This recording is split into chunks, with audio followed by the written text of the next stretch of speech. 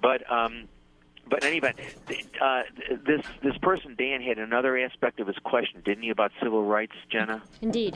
He asks, why isn't animal welfare like civil rights? That is, the civil rights movement sought to make incremental improvements in rights for minorities. Why can't we see animal welfare doing the same thing? Because, I mean, that's an excellent question. Again, unfortunately, it's a complicated question. Mm-hmm. The short answer is because animal welfare has nothing to do with rights, and it's really not a good analogy. Look, civil rights, when we talk about civil rights, we're not talking about slavery or human property. We're dealing with the civil rights, the discussion about civil rights deals with persons who have rights, and the issue about civil rights is whether we ought to make incremental additions to give right holders more rights. The problem is animals are property. They're like slaves. And animal welfare regulations are not incrementally adding rights to animals, but what they're doing, animal welfare regulation, what it does is it incrementally makes the exploitation of animals more efficient. It doesn't add to the rights that animals have, because animals don't have any rights. They're property. Animals don't have any. They're not persons. They don't have any inherent value. They're property that has only extrinsic or conditional value. Animals have the value that we accord to animals as a result of our greater or lesser largesse, but animals don't have any inherent value. They only have extrinsic or conditional value. And as a result, animal welfare regulations basically involve making animal exploitation more efficient. And, I mean, let me give you an example. You have the Humane Slaughter Act, which says you got to stun animals unless it's for, unless they're in kosher or halal slaughterhouses. You have to stun animals before you shackle and hoist them.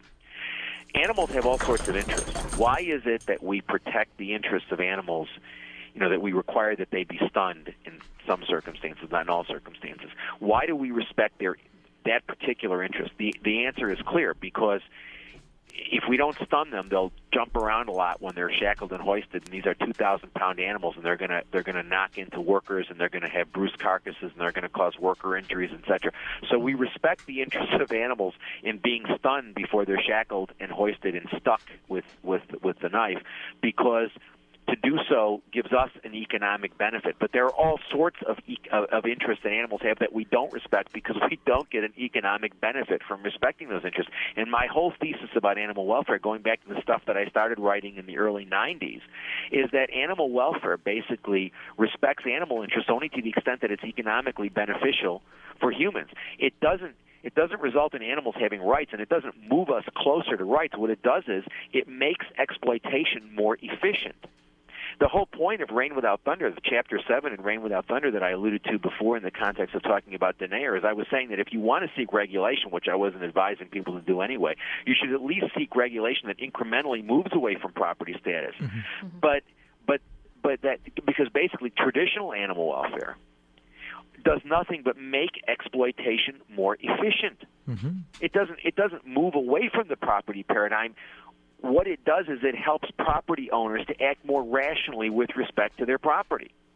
So to talk about civil rights, talk about animal welfare as analogous to civil rights, it's not an appropriate analogy, because civil rights we're not talking about slaves.